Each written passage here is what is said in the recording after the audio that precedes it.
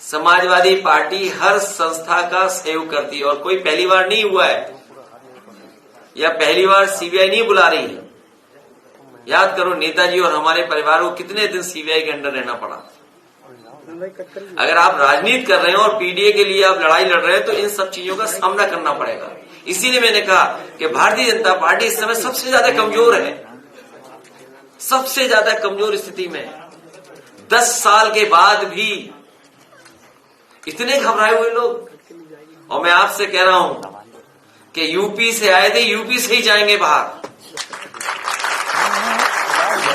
अगर 2014 में आए थे तो उत्तर प्रदेश की जनता 2024 में इन्हें बाहर कर देगी।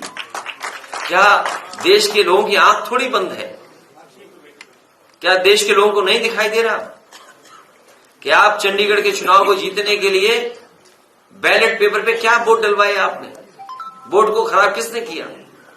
अगर बैलेट से वोट ना पड़े होते और सीसीटीवी कैमरा ना होता तो वो भारतीय जनता पार्टी की चोरी और वोट की डकैती पता नहीं लगती। जो वोट की लूट पता लगी है वो बैलेट पेपर की वजह से बची है। क्या देश की जनता नहीं देख रही है कि हिमाचल में एक मुख्यमंत्री को एफआईआर लिखानी पड़ रही है? क्या ये परिस्थितियां आपने कभी पहले देखी होंगी? तो ये जो चीजें आप देख रहे हो, समन आना चुनाव से पहले, ये भारतीय जनता पार्टी के प्रकोष्ठ की तरह काम करते हैं। और आपसे बेहतर कौन जानता है? आपके कई चैनल हैं जो बिक गए, इन्हें भी सीबीआई आई थी एक जमाने में।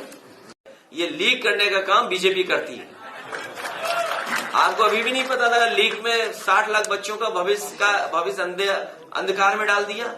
और मैंने फिर बताता हूं गणित, 60 लाख बच्चे जिनको आपने नौकरी देने का वादा किया था, नौकरी नहीं दे रहे हैं, जिनका पेपर लीक हो गया है। 60 लाख बच्चे और केवल उनके माँ बाप, पिता और माँ को अगर हम गणित लगा लें तो 3 × 60 लाख क्या हुआ? 1 करोड़ 80 लाख।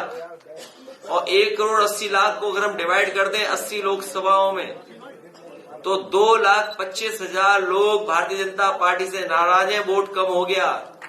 ये घबराहट है बीजेपी को कि एक लोकसभा में 2,25,000 वोट कम हो गया। किस मुंह वोट मांगेंगे?